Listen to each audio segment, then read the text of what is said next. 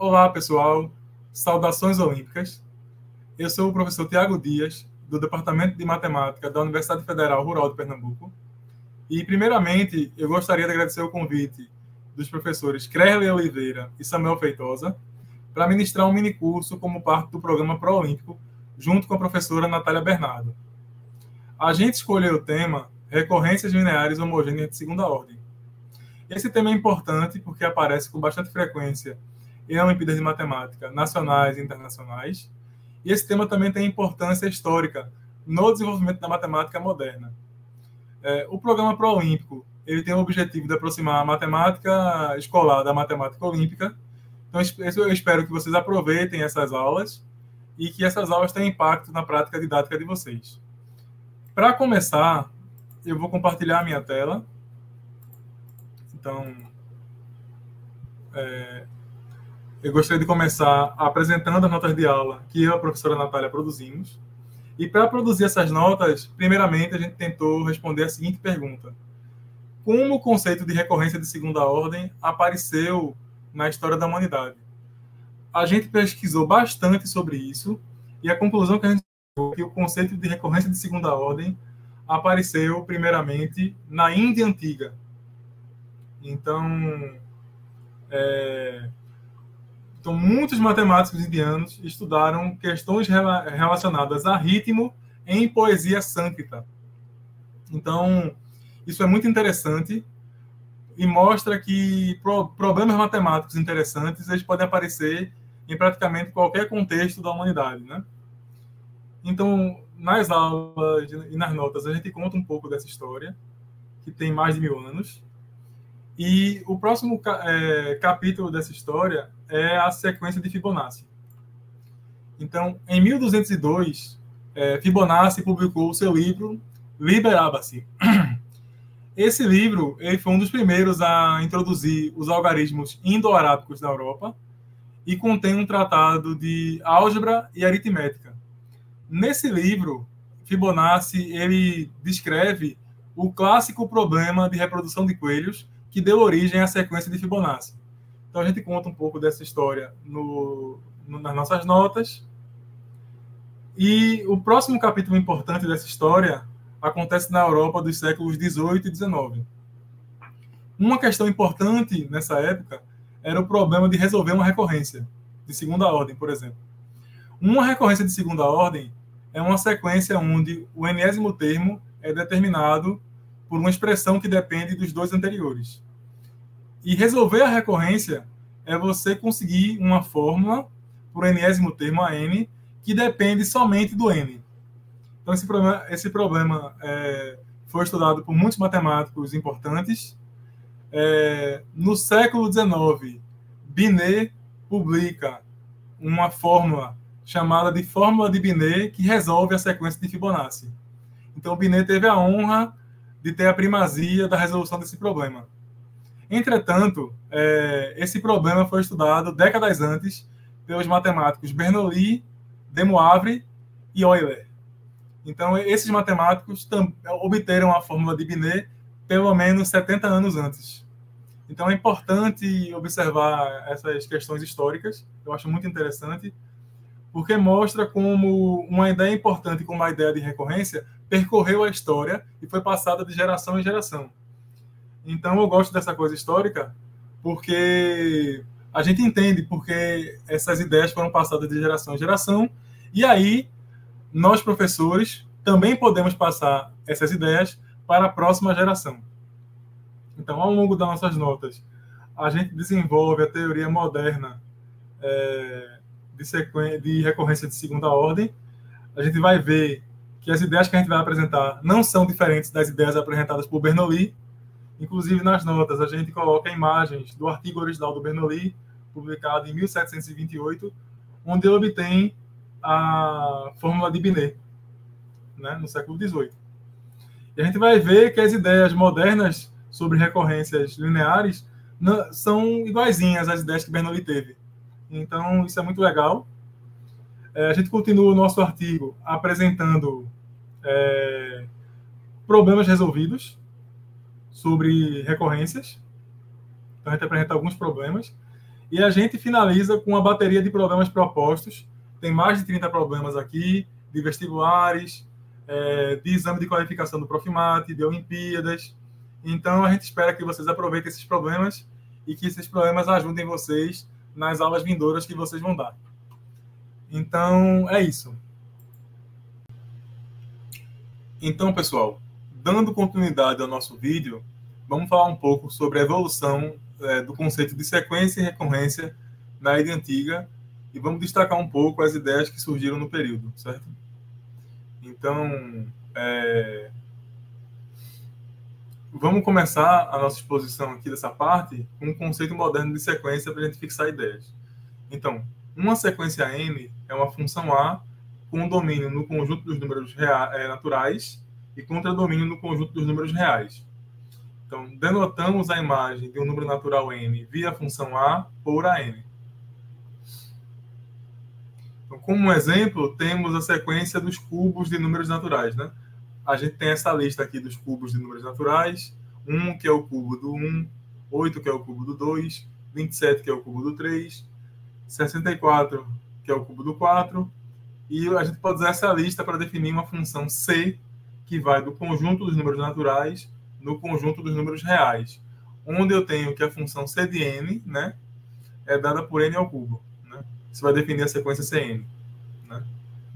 Então, nem sempre a definição de sequência vai ser dada por uma expressão explícita, como a gente tem aqui. Então, para a gente ver um exemplo onde isso não acontece, vamos definir o conceito de recorrência. Então, definição. Uma relação de recorrência é uma regra que nos possibilita determinar o enésimo termo de uma sequência com base nos termos anteriores e em alguns valores iniciais da sequência.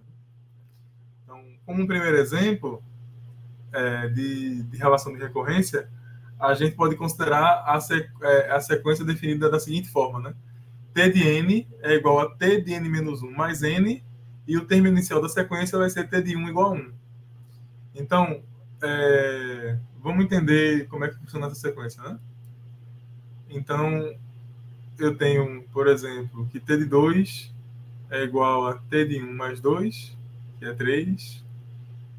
T de 3 é igual a T de 2 mais 3, que é 6.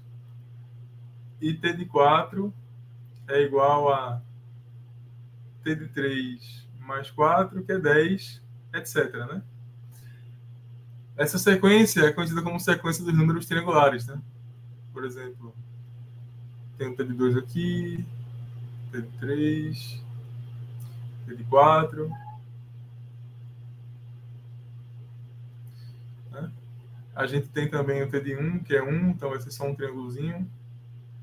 Né? Então, eu estou afirmando aqui que a sequência T, que tem essa expressão explícita n, que multiplica n mais 1 sobre 2, também satisfaz a recorrência. A gente pode verificar alguns valores, né, para ver que essa expressão realmente satisfaz a recorrência. Então, por exemplo, a gente tem que T de 1 é 1 vezes 1 mais 1 sobre 2, que é 1. A gente tem que T de 2 é igual a 2, que multiplica 2 mais 1 sobre 2, que é 3. T de 3, que é 3, que multiplica 3 mais 1 sobre 2, que é 6, etc. Né? Então, para verificar que para cada n essas duas expressões coincidem, verifica o seguinte, né? Eu tenho que T de n menos T de n menos 1 na recorrência, isso dá n. T de n menos 1 menos T de n menos 2, isso é igual a n menos 1. Né? T de n menos 2 menos T de n menos 3, isso é n menos 2. Eu prossigo fazendo isso até chegar em T de 2 menos T de 1, que é 1. Que é 2, na verdade, né? Desculpe. T de 2 menos T de 1 é 2. Né? Então, somando essa expressão, somando, né, essas equações todas, o que eu vou ter, né? Vou colocar aqui do lado. Esses termos aqui vão se cancelar. E o que eu vou ter, né? Eu vou ter que T de N é igual a T de 1, que é 1 mais 2, mais 3, etc., mais N.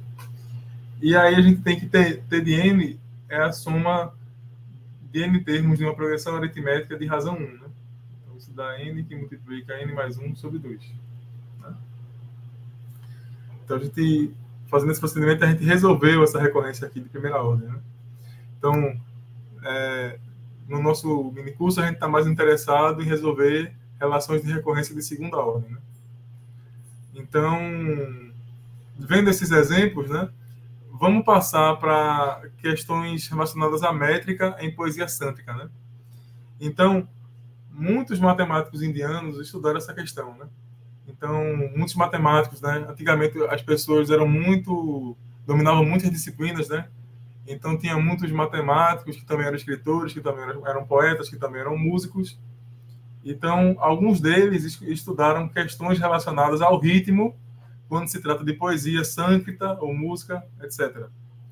Então, vamos ver um pouco sobre essa teoria da poesia sâncrita, né? Então, as sílabas em sânscrito, elas podem ser curtas, chamadas de lagu, ou longas, chamadas de guru. E aí, vamos ver um pouco sobre ritmo, né? Então, a estrutura rítmica básica da poesia sântrica é chamada de metri. Então, sílabas lagu, que são curtas, consomem 1 metri, e sílabas gurus, que são longas, consomem 2 metris. Então, a gente vai, por simplicidade, a gente vai denotar os guru e os lagu por G e por L, respectivamente, né? E o que vai ser um ciclo? Um ciclo vai ser uma sequência de sílabas e a duração do ciclo será o número de metros usados na execução do ciclo. Então, por exemplo, esse ciclo aqui, LGG, tem duração de 5 metros, né?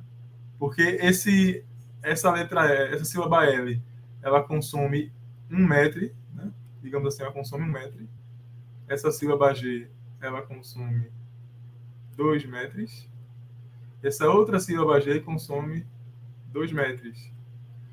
Então, para executar esse ciclo aqui, vai precisar de 5 tempos, né? De 5 metros. E aí, uma questão importante que foi estudada no tempo do matemático indiano Pingala, 200 anos antes de Cristo, é a seguinte, né? De quantas maneiras podemos produzir um ciclo de duração n metros usando as sílabas G e L, né? Então, só usando essas sílabas curtas e longas, como é que a gente pode produzir um ciclo com duração de n metros, né? Como é que a gente pode consumir esse tempo, né? Então, vamos começar escrevendo os ciclos até 5 metros. Então, se você quiser escrever um ciclo com duração de 1 metro, a única forma de fazer isso é usando um lagu, né? Com a letra L, né? Que consome 1 metro. Então, só tem uma maneira de fazer isso.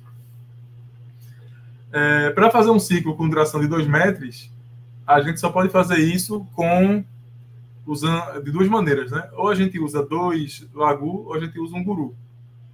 Então tá aqui, certo? E como é que a gente pode fazer um ciclo com 3 metros, né? Então repara, eu vou passar uma ideia para vocês agora, né? Então, o ciclo ele pode iniciar de 2 formas, né? Ou ele inicia com lagu, ou ele inicia com o guru. E a gente sabe que o lagu consome 1 metro e o guru consome 2 metros, né?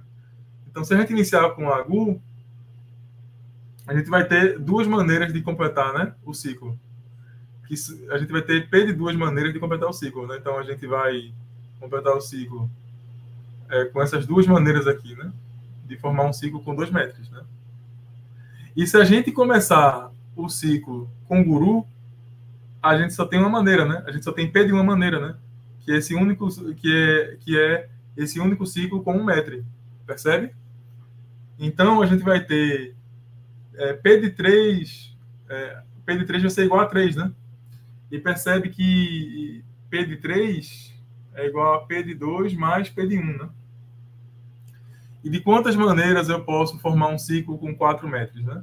Então, novamente, eu posso iniciar esse ciclo com Lagu, ou posso iniciar esse ciclo com Guru.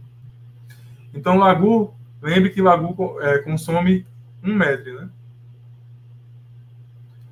Então, como eu quero formar um ciclo com duração de 4 metros, eu vou ter P de 3 maneiras de completar esse ciclo, né? Então, eu posso completar esse ciclo com um ciclo de duração 3. E eu tenho 3 possibilidades, né? Então, eu posso completar aqui, ó. Tenho 3 possibilidades para completar, né? Que são exatamente esses ciclos aqui com 3 metros, né? E se eu iniciar com Guru, né, me restam 2 metros, né, para completar o ciclo. E aí eu vou ter P de 2 maneiras para completar o ciclo. Então, eu vou ter que P de 4 é igual a P de 3 mais P de 2, né? Então, se eu começar um ciclo com Lagu, eu vou ter P de 3 maneiras de terminar. E se eu começar o ciclo com Guru, eu vou ter P de 2 maneiras de terminar. Então, basicamente, essa é a ideia, né? E se você for olhar os ciclos com duração de 5 metros, você vai ver que tem 8, né? P de 5 vai ser igual a P de 4 mais P de 3, né? E para formar um ciclo com 5 metros, eu posso iniciar com Lagu. E se eu iniciar com Lagu, eu vou ter P de 4 maneiras de terminar. E eu posso iniciar com Guru. E se eu iniciar com o Guru, eu vou ter P de 3 maneiras de terminar, né? Então, essa é a ideia básica que Pingala teve, né? Os indianos já resolviam esse problema raciocinando desse jeito, né? Isso é bem interessante. E aí, vamos ver o caso geral, né? Então, a gente vai definir PDN, né? A sequência PDN, como o número de maneiras de formar ciclos com N métricos. E aí, o que eu vou ter, né? A sequência PDN vai seguir esse padrão que eu já mencionei. E aí, para todo N maior que 3, a gente vai ter a relação, né? PDN é igual a P de N menos 1 mais P de N menos 2, né? Porque um ciclo com N metros, né? Como é que eu posso formar um ciclo com N metros? Ele pode começar com Lagu ou com Guru. Se ele iniciar com Lagu, eu tenho P de N menos 1 maneiras de terminar o ciclo, né? E se o ciclo começar com Guru, eu vou ter P de N menos 2 maneiras de terminar. E aí eu vou poder expressar P de N dessa forma, né? P de N é igual a P de N menos 1 mais P de N menos 2. Isso aqui é uma recorrência de segunda ordem, porque a gente está usando os 2 termos anteriores a P de N para expressá-lo, né? Então, basicamente é isso, né? E aí, Pingala, em seu livro, nesse livro aqui, que eu não tenho coragem de pronunciar para não errar, nomeou esses números P de N como Matrameru. E outros matemáticos indianos estudaram o problema, né? Então, por volta do ano 1150, Hemacandra publicou esse livro aqui, que eu também não tenho coragem de pronunciar, que também contém estudos sobre a sequência PN. Então, no artigo, a gente tem 2 referências que a gente indica para vocês verem. Eu acho que eu tenho aqui. Então, a gente tem esse artigo aqui que é bem longo sobre a história da combinatória de Pingala na Índia, né? É bem longo, tem várias coisas, mas eu recomendo a leitura porque é interessante, né? E a gente também tem esse artigo curtinho que fala das contribuições de Hemacandra e de Pingala, né? Uma coisa que eu destaco é que Pingala descobriu o triângulo de Pascal 800 anos de Pascal, né? Então, isso é bem interessante. A gente também tem esse artigo aqui sobre os números de Fibonacci na Índia Antiga e Medieval. Esse artigo é bem legal, também recomendo a leitura. Todos esses links, esses textos estão referenciados lá nas notas de aula, né? Então, nessa parte é isso que eu queria mostrar para vocês, pessoal. Então, pessoal, vamos continuar a nossa aula falando sobre a sequência de Fibonacci. Essa sequência aparece naturalmente quando você considera um problema proposto no capítulo 12 do livro Liber Abaci, do Fibonacci, né? Então, aqui eu escrevi uma tradução livre do problema.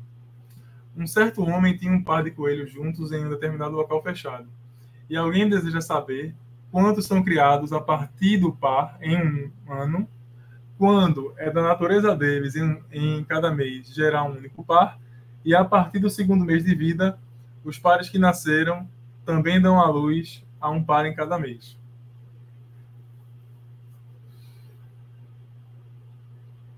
Certo? Então, observando o problema, a gente tem duas classes de coelhos, né? Então, a gente vai ter os coelhos adultos, que geram um par por mês. E a gente tem os coelhos jovens. Então, os coelhos jovens são os coelhos com menos de um mês de vida, né?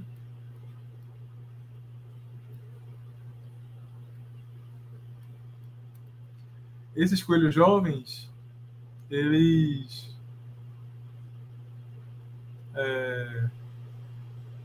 não geram filhotes.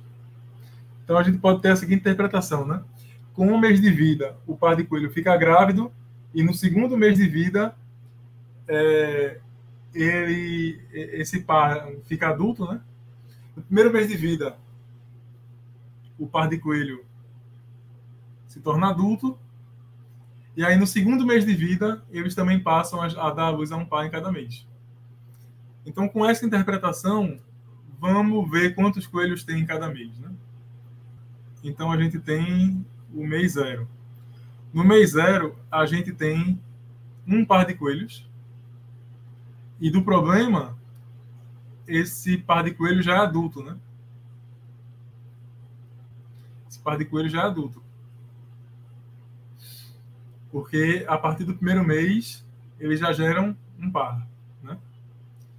Então, no mês 1, o que é que você vai ter? No mês 1, esse par que você tinha vai gerar um novo par. E aí você vai ter um par de coelhos adulto e um par de coelhos jovem.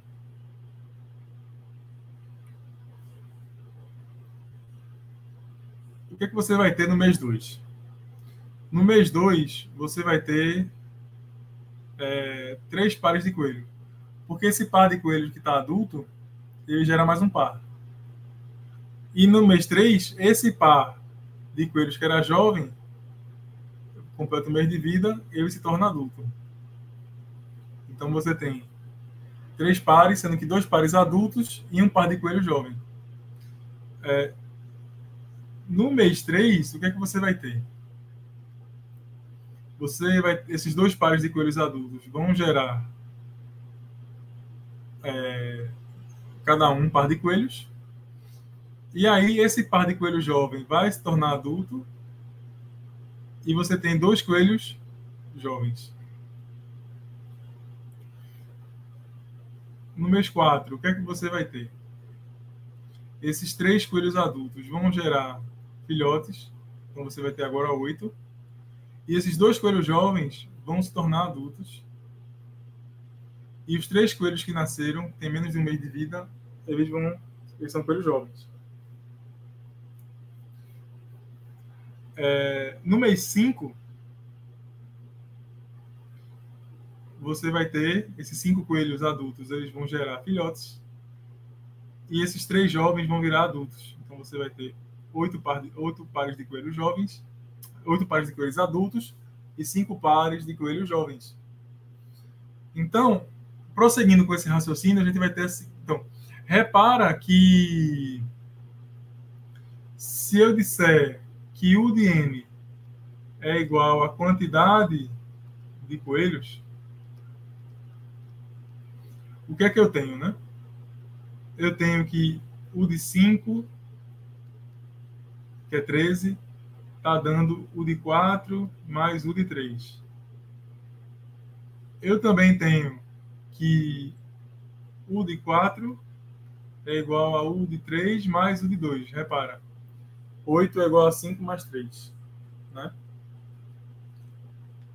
Porque para formar U de 5, eu sempre vou ter U de 4 coelhos, sendo que desses U de 4 coelhos, U de 3 coelhos são adultos, né? Então vai gerar prole. Então eu vou ter que somar U de 3 coelhos aos coelhos que eu tinha no mês anterior. E assim por diante, né? Então, repara que essa sequência é igualzinha à sequência obtida pelos matemáticos indianos, né? Então, a solução original do Fibonacci, né?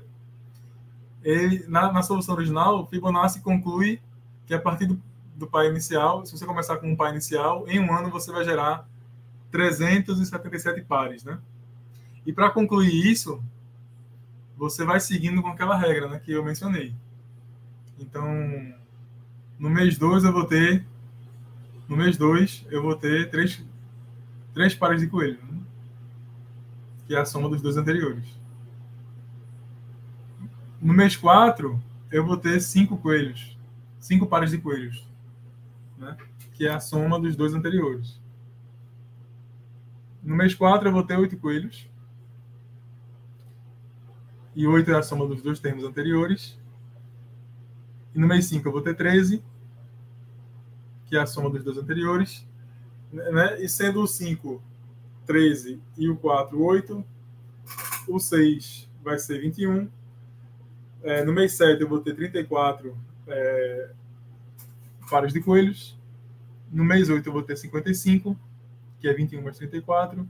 No mês 9, eu vou ter 34 mais 55. No mês 10, eu vou ter 55 mais 89.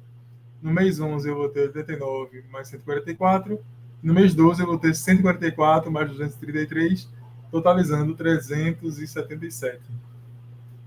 Né? Então, sendo N o número de pares de coelhos no mês N, repara que essa sequência parece seguir a mesma relação de recorrência que a sequência PN dos números Matra-Meru, né? Definida anteriormente. Né?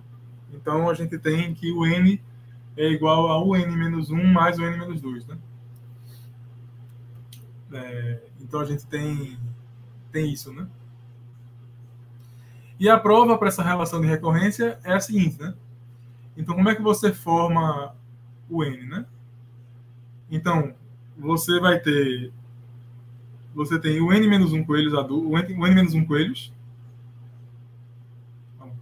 a quantidade de coelhos no mês N, é a quantidade de coelhos nascidos até o mês N-1, né? Ou seja, o N-1 deles, sendo que você vai ter novas crias, né? Você vai ter o N-2 novas crias. Porque quem são os coelhos que podem dar cria? São os coelhos nascidos até o mês N-2, né? Então, a quantidade de coelhos nascidos até o mês N é igual à quantidade de coelhos nascidos até o mês N-1, somada com a quantidade de coelhos nascidos até o mês N-2. Porque esses coelhos nascidos até o mês N-2, eles são coelhos adultos no mês. Isso aqui é a quantidade de coelhos adultos no mês N-1, né? Então, essa é a fórmula de recorrência que define a sequência de Fibonacci, né? Então, é interessante notar que em 2 períodos históricos diferentes, a mesma recorrência apareceu para resolver 2 problemas de naturezas completamente diferentes, né? Isso é bem bonito mesmo, né? Então, só não chora quem não tem coração. Então, espero que vocês percebam a beleza dessa coisa, né? É muito bonito mesmo. E aí, modernamente, a sequência de Fibonacci é definida desse jeito, né? A gente tem que F1 é igual a 1, F2 é igual a 1, E Fn é igual à soma do Fn-1 com o Fn-2. Então, modernamente, essa é a sequência de Fibonacci que você vai encontrar nos livros atuais, né? Então, é isso. Então, pessoal, continuando a nossa aula, eu vou falar sobre recorrência de segunda ordem. Mas antes, eu gostaria de mostrar para vocês duas referências, né? Uma referência que eu queria mostrar é o livro original do Fibonacci, né? O Liber Abaci, que é super importante e inspirou essa aula. Então está aqui no final da página 283 do livro, você tem um problema dos coelhos. Então, hoje em dia, a gente tem que ter tecnologia para acessar um livro como esse, né? Então, por exemplo, se eu quiser traduzir uma parte desse livro, eu posso copiar o texto e perguntar a uma ferramenta como o Copilot do Edge, por exemplo, traduza em latim, do latim para o português. Né? Se você pedir, copiar o texto, ele vai entregar para você uma tradução. Então é só a gente aguardar um pouco que a tradução vai aparecer.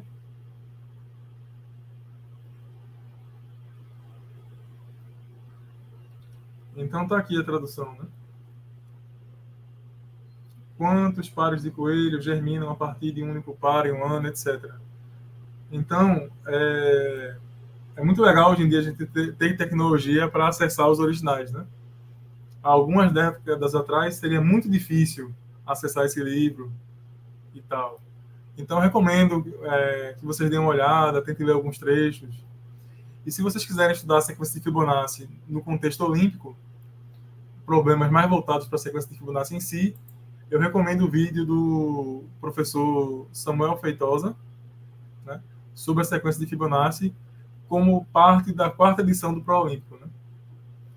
Então, continuando aqui a nossa aula, então vamos falar sobre recorrência de segunda ordem e a fórmula de Binet. Tá? Então, a publicação do livro Liber Abaci, em 1202, possibilitou o desenvolvimento da álgebra e da aritmética modernas. Né? E isso levou a um estudo mais intenso das relações de recorrência.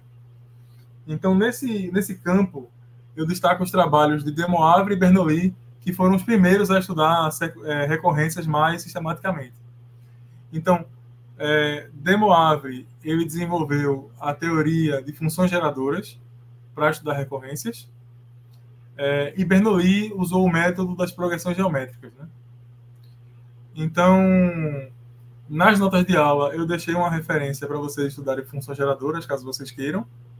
E aqui nessa aula, eu vou seguir o método de Bernoulli, tá? Então, vamos ver como é que Bernoulli estudou as recorrências lineares. Então, vamos definir recorrências homogêneas lineares, né? Então, uma recorrência homogênea linear de ordem K é uma relação linear que define os termos de uma sequência Xn da seguinte maneira. Né? Então, o Xn vai ser dado por A1 vezes Xn menos 1, mais A2 vezes Xn menos 2, mais etc. AK vezes Xn menos K, se o N é maior ou igual que K mais 1. Né? Então, o enésimo termo da sequência é determinado pelos K termos anteriores, né? Por uma relação linear nos K termos anteriores, onde esses coeficientes A1 a K são números reais.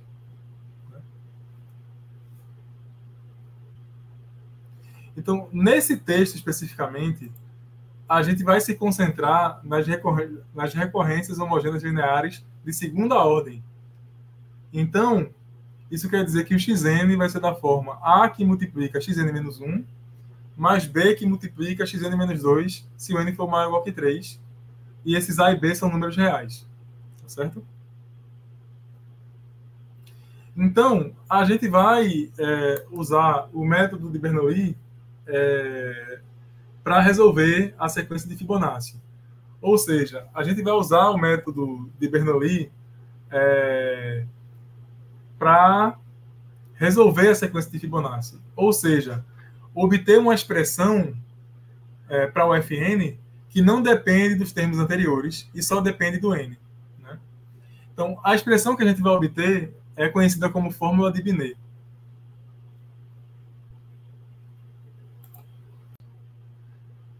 Então, pessoal, vamos usar o método de Bernoulli para resolver a sequência de Fibonacci, ou seja, escrever Fn como uma fórmula que só depende de n e não depende dos termos anteriores. Então, qual era o método de Bernoulli?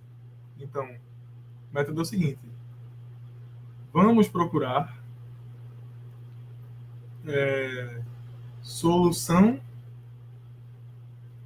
para a recorrência Fn igual a Fn menos 1 mais Fn menos 2 da forma, vou chamar de Sn igual a alfa elevado a n. Tá? E esse alfa é diferente de zero. Tá? Então, a ideia de Bernoulli é procurar soluções para equações de recorrência que sejam APG. Né? Então, como é que a gente pode fazer isso? Né? Então, plugando alfa n na recorrência, a gente vai ter o quê? A gente vai ter que alfa elevado a n é igual a alfa elevado a n menos 1 mais alfa elevado a n menos 2. Se a gente pegar essa equação e dividir por alfa elevado a n menos 2, o que a gente vai obter? A gente vai obter que alfa ao quadrado é igual a alfa mais 1. Essa equação aqui, Bernoulli chamou de equação primária. Ou, né, modernamente, a gente chama essa equação de equação característica. Então, qual é a primeira observação que a gente pode fazer? Né?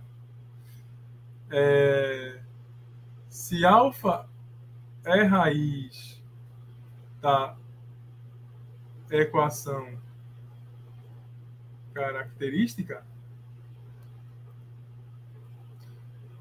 então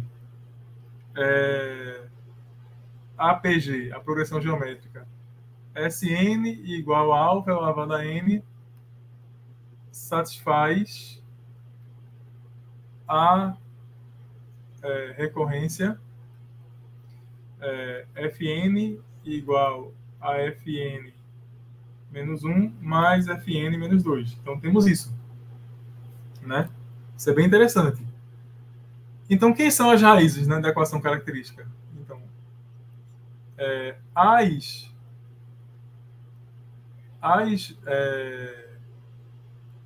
raízes da equação x ao quadrado chamar de alfa, né? Alfa ao quadrado igual a alfa mais 1 são alfa 1 igual a 1 mais raiz de 5 sobre 2 e alfa 2 igual a 1 mais raiz de 5 sobre 2. Vocês podem verificar diretamente. Então, isso significa, isso nos diz que, isso nos diz o quê? Isso nos diz que as progressões geométricas Sn igual a alfa 1 elevado a n e Tn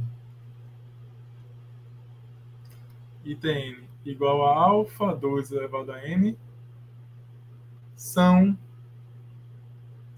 satisfazem, né, a recorrência, né?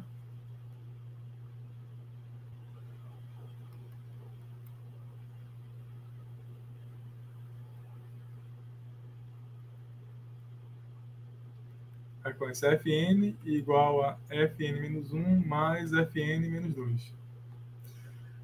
Só que isso parece não ajudar muita gente, porque Sn e Tn não satisfazem as condições iniciais, né? Aqui o N menos índice. Porque, veja, observe que S1 igual a 1 mais raiz de 5 sobre 2, que é diferente de 1, que é o F1,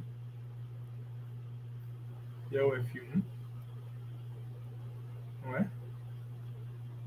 E o T1, que é igual a 1 menos raiz de 5 sobre 2, também é diferente de 1, que é o F1. Então, essas progressões geométricas não satisfazem as condições iniciais. Mas aí, qual é o pulo do gato, né? O que é que Bernoulli observou? Veja. Observação. Essa é a observação mais importante, né? Se C1 e C2 são números reais,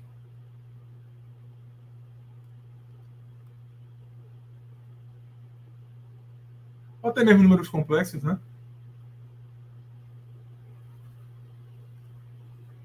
São números complexos, por exemplo. Então,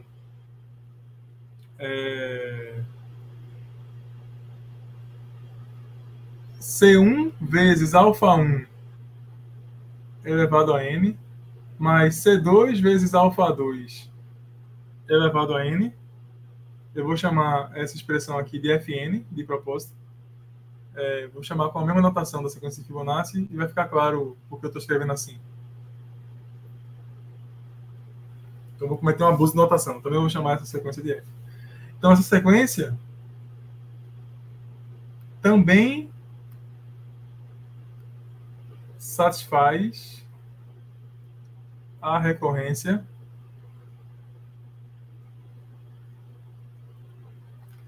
Fn igual a Fn-1 mais Fn-2. Então, veja, como é que a gente pode provar isso, né? Então, de fato, o que é que eu tenho, né? Tenho que Fn igual a C1 alfa1 elevado a n mais C2 vezes alfa2 elevado a n, mais alfa1 e alfa2 satisfazem a sequência de... satisfazem a recorrência de Fibonacci, então eu vou ter aqui embaixo, que é alfa1 elevado a n é igual a alfa1 elevado a n menos 1, mais alfa2 elevado a n menos 2. Vou ter aqui mais C2. Alfa2 também satisfaz a recorrência, então eu vou ter alfa2 elevado a n menos 1, mais alfa2 elevado a n menos 2. E aí, o que é que eu vou ter agora? Agrupando os termos de uma maneira interessante, eu vou ter aqui. Agrupando os termos de grau n menos 1, eu vou ter C1 alfa1 elevado a n menos 1, mais C2 alfa2 elevado a n menos 1, né? Mais C1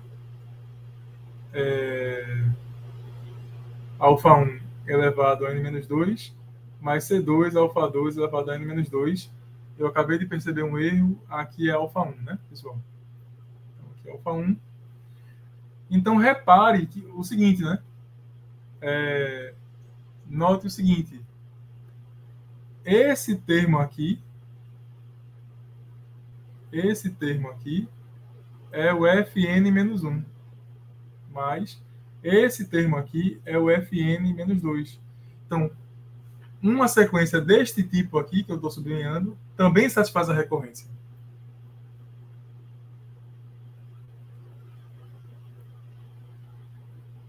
Então, note que, né, se pudermos achar C1 e C2 de modo que as condições iniciais F1 igual a 1 e F2 igual a 1 sejam satisfeitas, então a gente conclui, né? Concluímos. Então vamos ver que condições iniciais são essas, né? Então, quando n igual a 1, né, eu tenho que o termo F1 é igual a C1, que multiplica 1 mais raiz de 5 sobre 2, mais C2, que multiplica 1 menos raiz de 5 sobre 2. Isso tem que dar 1. Né? E quando n igual a 2, eu vou ter o quê? Né? F2 tem que ser igual a C1, que multiplica 1 mais raiz de 5 sobre 2 ao quadrado, né? Que agora eu estou com o segundo termo da PG, mais C2, que multiplica 1 menos raiz de 5 ao quadrado. Isso também tem que ser igual a 1, tá certo? Então, resolvendo esse sistema, a gente tem que C1 vai ser igual a 1 sobre raiz de 5 e C2 vai ser igual a menos 1 sobre raiz de 5. Tá?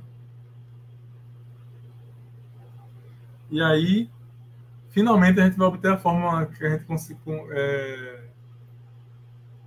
conhece como fórmula de Binet. Então, vocês podem resolver o sistema e verificar, e aí a gente vai ter que Fn é igual a 1 sobre raiz de 5, que multiplica 1 mais raiz de 5 sobre 2 elevado a n, menos 1 sobre raiz de 5, que multiplica 1 mais raiz de 5 sobre 2. Aqui é menos, né? 1 menos a raiz de 5 sobre 2 elevado a n. E aí, concluímos. Então, pessoal, agora que a gente obteve a fórmula de Binet, eu gostaria de comentar um pouco sobre os trabalhos de Daniel Bernoulli e de Moivre, tá? Então, em 1728, Daniel Bernoulli publicou esse artigo, que é sobre recorrências lineares de ordem K. Né? Ele foi um dos primeiros a considerar esse tipo de recorrência. E aí,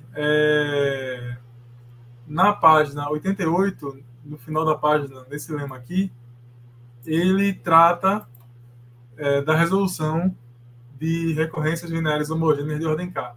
Né? Então, a demonstração é muito parecida com a que eu fiz, né? Sendo que essa aqui está no caso geral. Vocês podem observar aqui que o Bernoulli ele obtém aqui a equação característica, que ele chama de equação primária. Né? E aí, como exemplo, ele resolve a sequência de Fibonacci. Aqui, ó. Ele está aqui com a sequência de Fibonacci, obtém a equação primária, obtém as raízes. Ele usa o mesmo método que eu usei agora. Né? Então, tá aqui, ó. Ele tem que uma expressão desse tipo também satisfaz a recorrência. Finalmente, ele resolve o sistema e obtém o que a gente chama de fórmula de Binet. Né? Tá? Isso é muito interessante, né? Ver como essa ideia que Bernoulli teve está há 300 anos na humanidade, né? Sendo passada de geração em geração. E ela está sendo passada de geração em geração porque essa ideia, na verdade, é muito boa, né? Então, eu acredito que essa ideia vai continuar na humanidade, né? Eu acho que ela nunca vai deixar de ser passada de geração em geração. Mas é só a minha opinião, né? Eu também quero comentar um pouco sobre o trabalho do de Moivre, né? Na página, nesse artigo aqui do de Moivre, né? Na página 167, a referência está nas notas de aula. Então, de Moivre considera, né, a função geradora da sequência de Fibonacci e tal, e usa para estudar a recorrência, né? Então, isso é bem interessante, né? Essa ideia de Moivre também é passada de geração em geração. A humanidade continua estudando essas ideias, né? Então, eu deixei nas notas de aula um material sobre funções geradoras para o leitor interessado, né? para o estudante, para o professor interessado, né? Então, basicamente é isso que eu queria mostrar agora. Então, bom, pessoal, agora que a gente viu os trabalhos de Bernoulli e de Moivre sobre recorrências, a gente agora vai estudar a equação característica, né? A gente vai ver como é que a equação característica de uma recorrência pode ser usada para classificar e resolver essas recorrências, né? Então, vamos à definição. Então, associamos a qualquer recorrência homogênea linear de segunda ordem, xn igual a que multiplica xn menos 1, mais b que multiplica xn menos 2, essa equação aqui, x ao quadrado menos ax menos b igual a zero. Essa equação é chamada de equação característica. Então, a gente está generalizando a ideia que a gente viu quando a gente obteve a fórmula de Binet, certo? Então, a gente vai ter esse teorema aqui. Considere uma recorrência linear homogênea de segunda ordem, xn igual a que multiplica xn menos 1, mais b que multiplica xn menos 2, com a equação característica x ao quadrado menos ax menos b igual a zero. Então, a gente vai ter dois casos, né, considerar. Se a equação característica tiver duas raízes distintas, α1 e α2, a solução geral vai ser da forma xn igual a um coeficiente C1 que multiplica a progressão geométrica, o termo da progressão geométrica α1 elevado a n, mais C2 que multiplica α2 elevado a n. Então, se a equação característica tem apenas uma raiz real alfa, a solução geral vai ser dada por xn igual a C1 que multiplica alfa elevado a n, mais C2 que multiplica n que multiplica alfa elevado a n. Então, vamos estudar esses dois casos, tá? Então, vamos estudar o caso com duas raízes distintas. Então, nesse caso, as progressões geométricas S de n igual a α1 elevado a n e T de n igual a α2 elevado a n satisfazem a recorrência, né?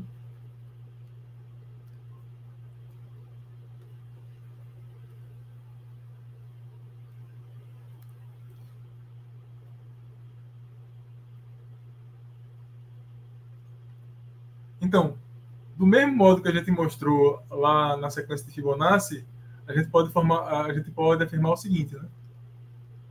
A afirmação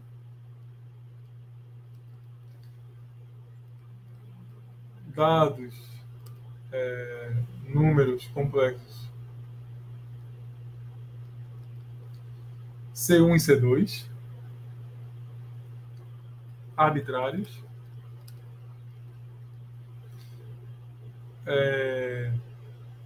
xn igual a C1 vezes α1 elevado a n, mais C2 que multiplica α2 elevado a n, também satisfaz a recorrência, né?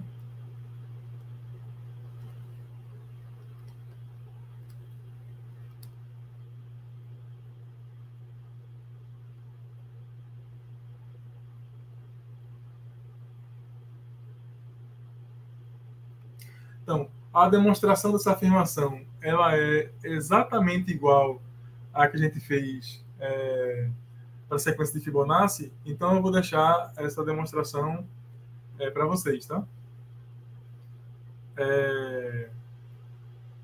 E aí, vamos para o segundo caso, né? O caso em que a gente tem em que a equação característica tem uma única raiz, né, complexa, né? Então, nesse caso, como a gente só tem uma raiz, podemos reescrever a equação característica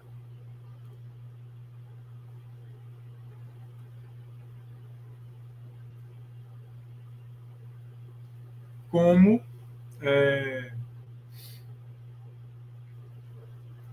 xn menos 2α x mais alfa ao quadrado, né?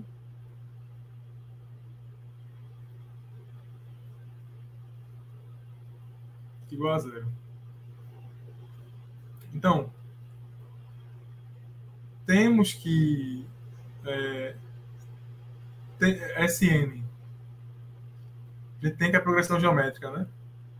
Sn igual a alfa elevado a n satisfaz a recorrência. Eu só quero escrever a solução. Satisfaz a recorrência.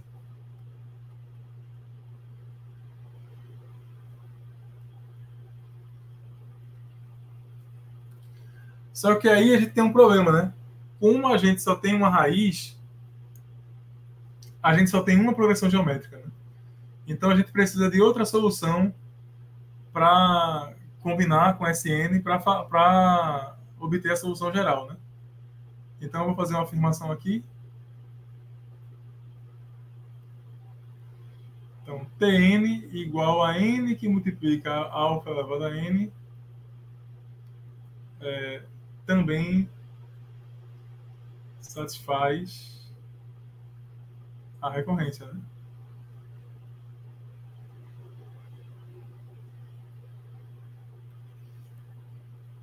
Então, vou chamar isso de afirmação 1.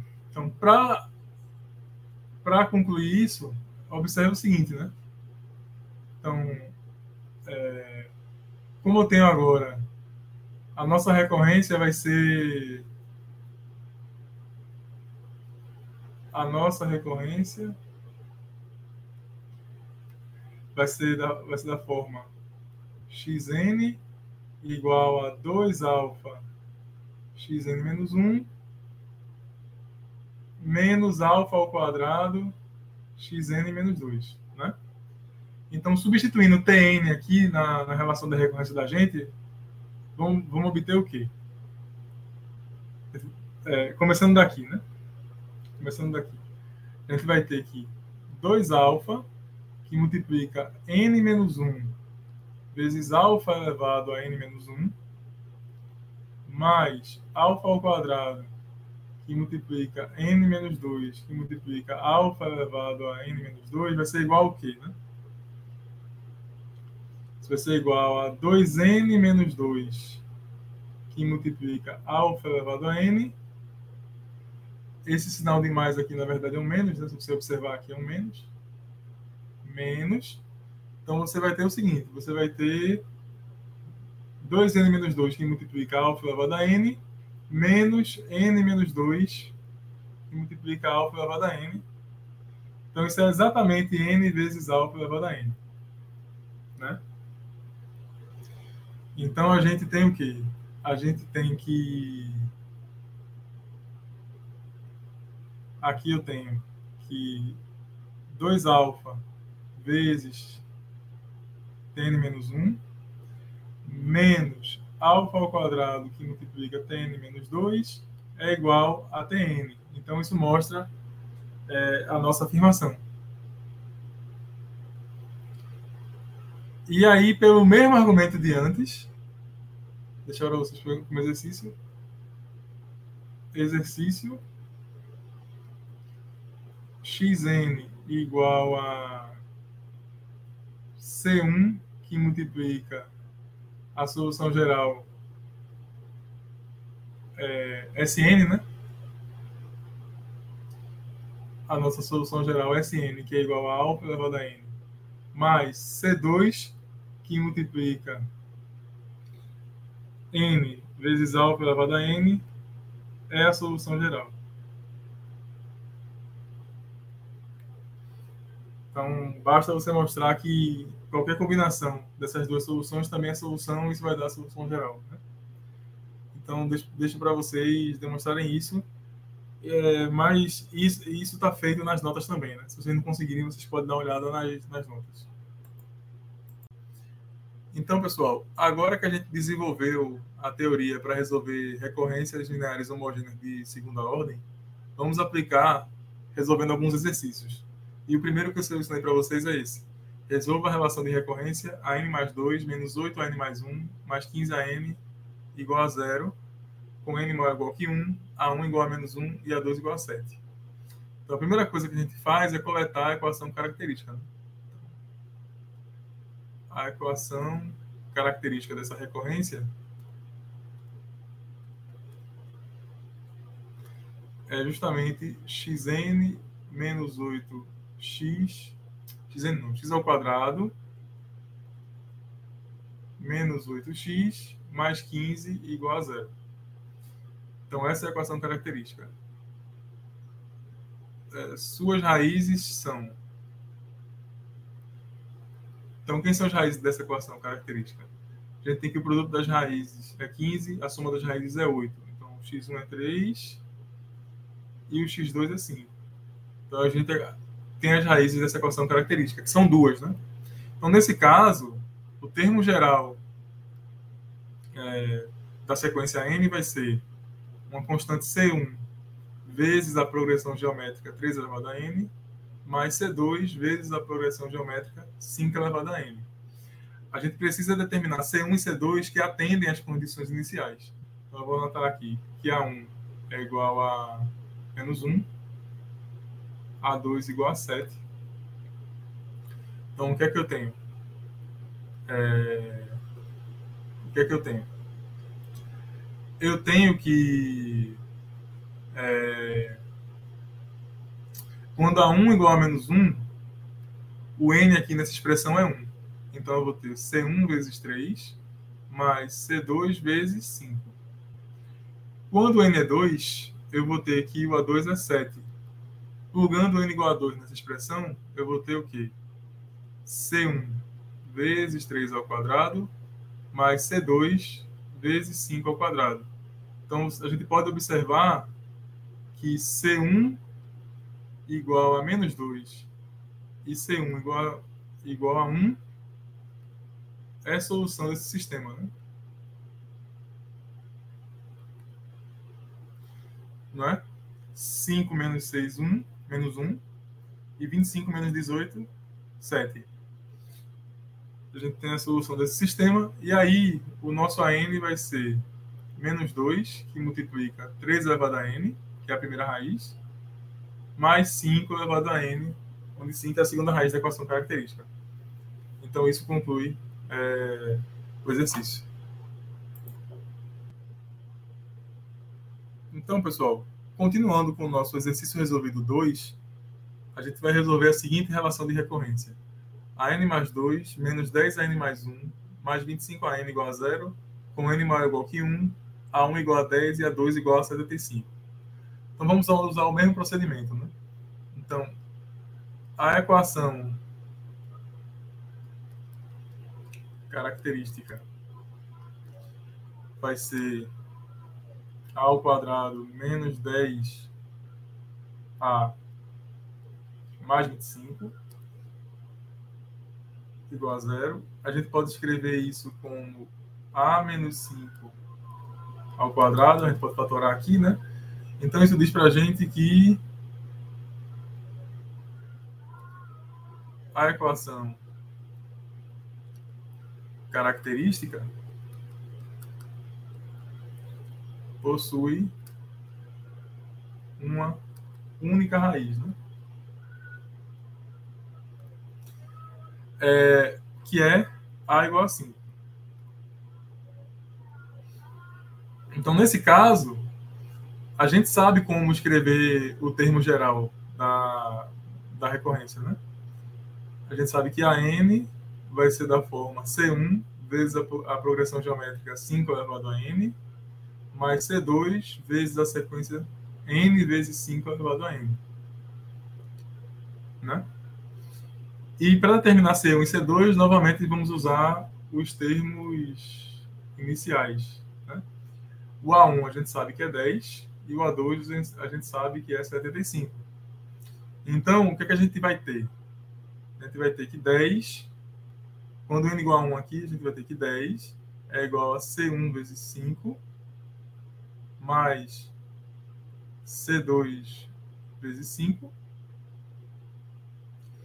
E quando n igual a 2, a gente vai ter que 75 é igual a C1 vezes 25, mais C2 vezes 2 vezes 25.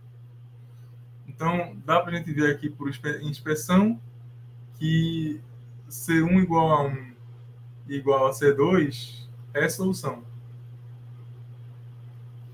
do sistema, né?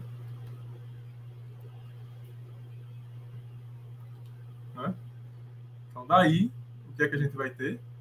A gente vai ter que a n vai ser igual a 5 elevado a n, mais n que multiplica 5 elevado a n, que é igual a 1 mais n vezes 5 elevado a n.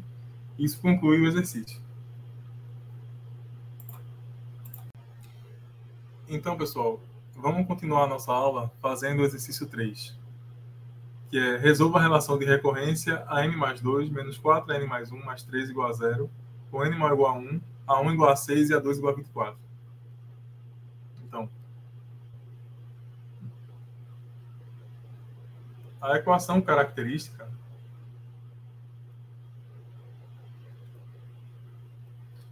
é dada por x ao quadrado menos 4x mais 13 igual a 0. Não é tão óbvio ver as raízes dessa equação, vamos calcular o delta. Então, o delta é 16, que é b ao quadrado, menos 4 vezes a, vezes c, que dá menos 36, não é isso? Então, x vai ser menos b, que é 4, mais ou menos a raiz quadrada do delta, que é menos 36, sobre 2. Então, as raízes vão ser 2 mais ou menos 3i. Então, eu vou ter que o x1 é 2 mais 3i e o x2 igual a 2 menos 3i. Então, não importa muito se as raízes da equação característica são complexas ou reais. A expressão do AN vai ser uma constante C1 vezes a progressão geométrica dada pela primeira raiz, mais C2 vezes a progressão geométrica dada pela segunda raiz. Isso acontece porque as raízes são distintas, né? Então, a gente agora precisa encontrar C1 e C2 que atendem às condições iniciais. E aí, o C1 igual a 6 e o C2 igual a 24. Então, a gente vai ter um sistema, né? Quando n igual a 1, eu vou ter a equação 6 igual a C1, que multiplica 2 mais 3i, mais C2, que multiplica 2 menos 3i. E quando n igual a 2, eu tenho 24 igual a C1, que multiplica 2 mais 3i ao quadrado, mais C2, que multiplica 2 menos 3i ao quadrado. Tá? Então, como esse sistema tem coeficientes complexos, talvez seja legal fazer a solução. Então, vamos multiplicar a primeira equação por menos 2 mais 3i para cancelar o C1, né? Então, o que eu vou ter? Eu vou ter que menos 6, que multiplica 2 mais 3i, é igual a C1, igual a menos C1, que multiplica 2 mais 3i ao quadrado, menos também aqui, menos C2, que multiplica 2 menos 3i, 2 mais 3i. E embaixo eu vou ter o quê? Na segunda equação eu vou ter 24 é igual a C1, que multiplica 2 mais 3i ao quadrado, mais C2, que multiplica 2 menos 3i ao quadrado. Então, vamos tentar fazer essa conta com cuidado e economicamente para não errar. Então, somando essas equações aqui, eu vou ter 24 menos 12 menos 18i é igual, esses termos vão se cancelar, esse era o plano, e eu vou ter aqui C2 em evidência, 2 menos 3i em evidência, e aí eu vou ter outro 2 menos 3i aqui, porque eu tenho um quadrado, menos 2 mais 3i. Então, vamos fazendo a conta com cuidado. Desse lado, eu vou ter 12 menos 18i. E isso é igual a C2, que multiplica 2 menos 3i. E fazendo as contas aqui, 2 menos 2, 0. Eu vou ter aqui menos 6i. Só que 6 divide esse lado aqui, não, o lado esquerdo. Então, vou colocar 6 em evidência. 6 que multiplica 2 menos 3i é igual a C2, que multiplica 2 menos 3i, vezes 6 vezes menos i. Vou cancelar os termos que eu puder aqui. Então, vou cancelar o 2 menos 3i, vou cancelar o 6, e eu vou ter que C2 menos i vezes C2 é igual a 1, o que diz para a gente que C2 é igual a i, né? Multiplico por i dos dois lados, né? Menos i ao quadrado é 1, então eu tenho que C2 é 1, é i. Então, para a gente descobrir o valor do C1, a gente vai plugar o valor de C2 na primeira equação.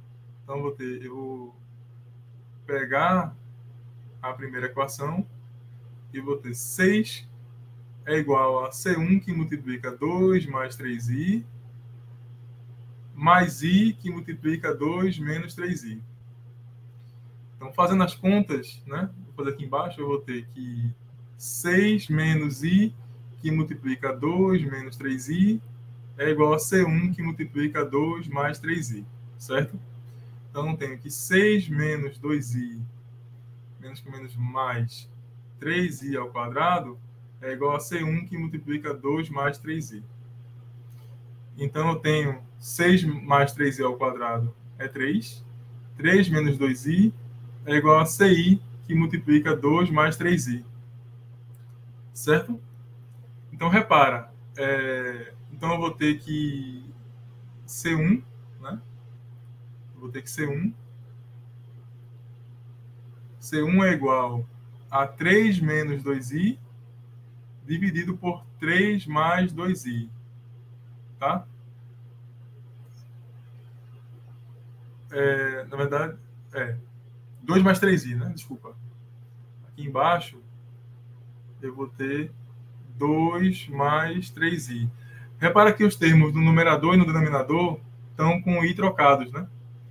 Estão com i trocados. Né? Ó, o 3 no numerador não tem i, no denominador tem i. O 2 no numerador tem i e no denominador não tem i.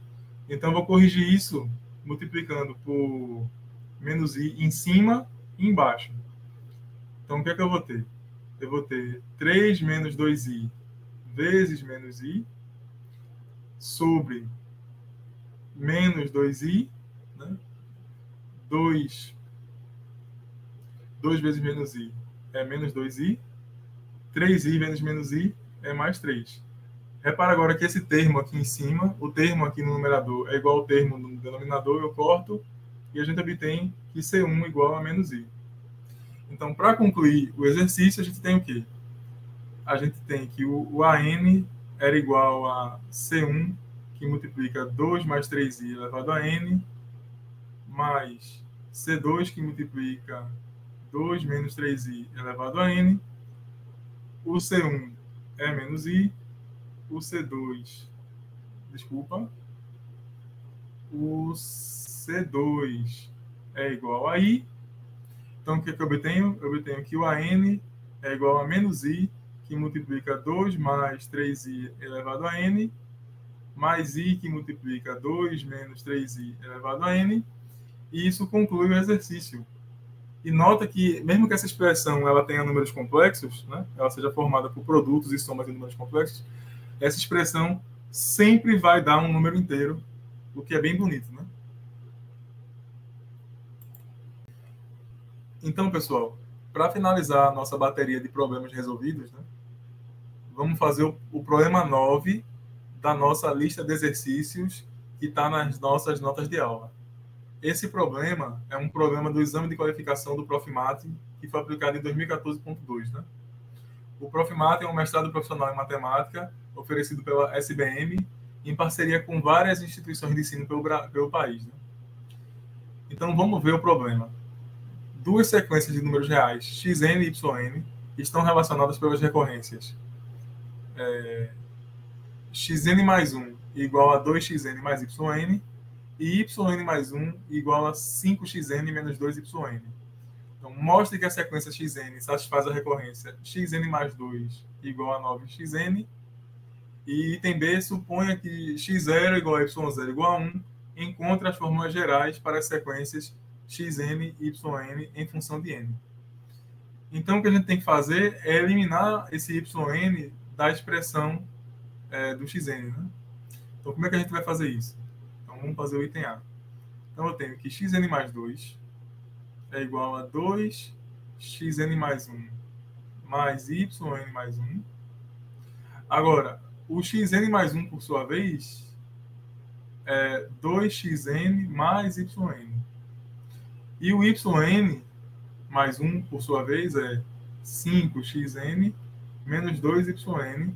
E a gente dá um pouco de sorte aqui, ó, porque eu vou ter 4xn mais 2yn mais 5xn menos 2yn.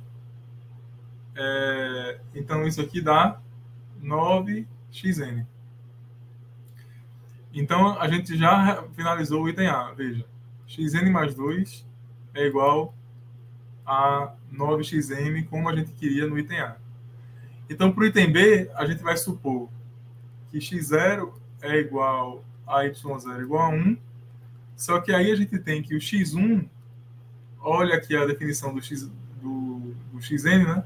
O xn mais 1 é igual a 2xn mais yn, então o nosso x1 vai ser como? O nosso x1 vai ser 2 vezes x0 mais y0, que é igual a 2 vezes 1 mais 1, que é 3. Então, agora, veja, a gente tem uma recorrência, xn mais 2 igual a 9xn. Essa aqui é uma recorrência linear homogênea de segunda ordem. E a equação característica